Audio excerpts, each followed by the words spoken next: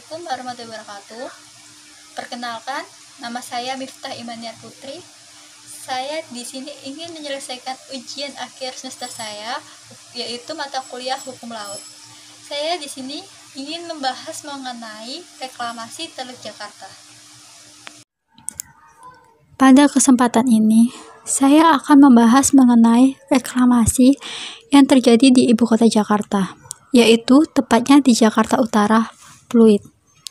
Di sini, saya akan membahas pro dan kontra mengenai kasus reklamasi Teluk Jakarta. Dan di sini ada beberapa kubu yang menganggap bahwa reklamasi tersebut pro atau kontra. Kubu pro terdiri atas Gubernur DKI Jakarta, Basuki Cahayapurnama, Ahok, dan para pendukung setianya.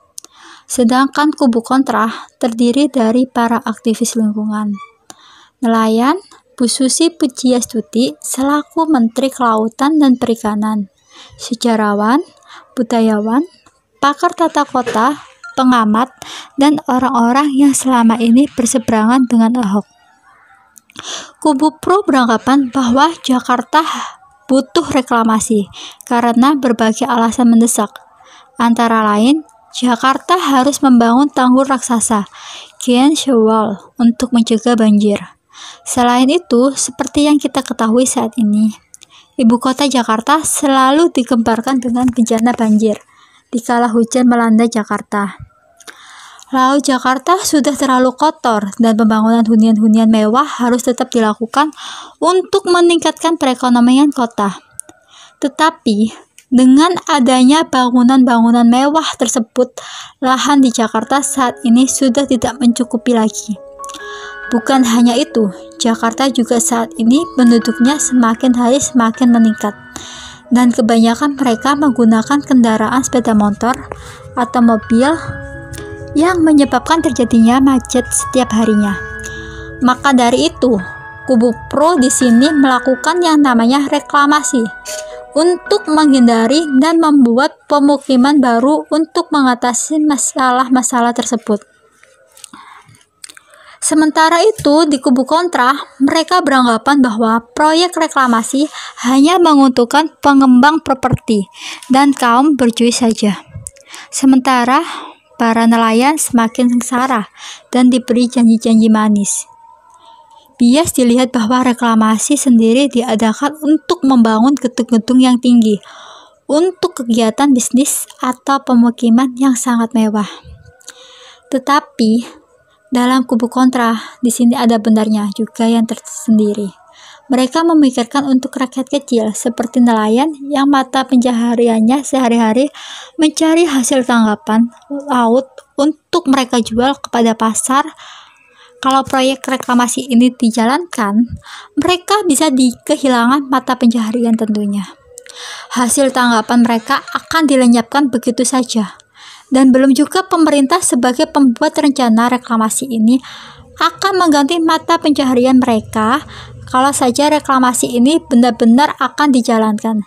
Sehingga kebanyakan dari mereka hanya jadi pengangguran nantinya dan akan menambah angka pengangguran di wilayah DKI Jakarta. Bagi Indonesia, reklamasi bukanlah hal yang tabu, karena sepanjang proyek reklamasi itu dilakukan untuk memenuhi kepentingan publik dan produktif. Reklamasi boleh dilakukan sebagaimana ultimatum Menteri KKP Susi Pujiastuti. Proses reklamasi di Indonesia harus mengacu pada berbagai pedoman dan undang-undang yang mengatur reklamasi pantai.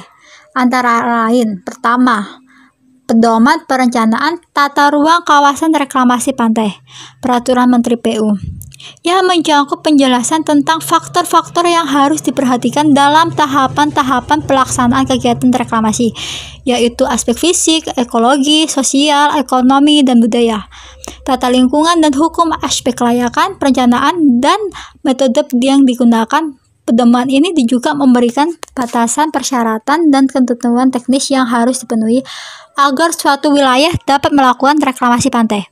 Yang kedua yaitu Undang-Undang Nomor 32 Tahun 2004 tentang pemerintahan daerah yang memberi wewenang kepada daerah untuk mengelola wilayah laut dengan memanfaatkan sumber daya alam secara optimal. Yang ketiga, Undang-Undang Nomor 23 Tahun 1997 tentang Pengelolaan Lingkungan Hidup. Yang keempat, Undang-Undang Nomor 26 Tahun 2007 tentang Penataan Ruang yang merupakan guideline bagi daerah untuk mengatur, mengendalikan, dan menata wilayahnya dalam satu kesatuan matra ekosistem. Yang kelima, Undang-Undang Nomor 27 Tahun 2007 tentang Pengelolaan Wilayah Pesisir dan Pulau-pulau Kecil yang mengamanatkan wilayah pesisir diatur secara komprehensif, mulai dari perencanaan, pengelolaan, pengawasan, pengendalian. Yang keenam, Undang-Undang Nomor 24 Tahun 2007 tentang Penanggulangan Bencana yang mengatur tentang perlindungan terhadap aset baik berupa jiwa, raga, harta, sehingga ancaman bencana yang ada di wilayah pesisir dapat diminimalisir. Di sini kita bisa menarik kesimpulan dari pro dan kontra tentang reklamasi Teluk Jakarta. Menurut saya, pro dan kontra dalam reklamasi di sini tidak ada masalah. Yang terpenting ialah bagaimana masyarakat dan pemimpin bisa memajukan ibu kota DKI Jakarta agar lebih baik lagi, dan tidak ada masalah-masalah dengan kondisi sosial ekonomi seperti banjir, macet, dan lainnya, agar Jakarta ini bisa tidak kalah dengan kota-kota lainnya yang ada di dunia. Pembahasan dari saya mengenai reklamasi Teluk Jakarta. Apabila ada salah kata atau perkataan, mohon dimaafkan ya. Wassalamualaikum warahmatullahi wabarakatuh.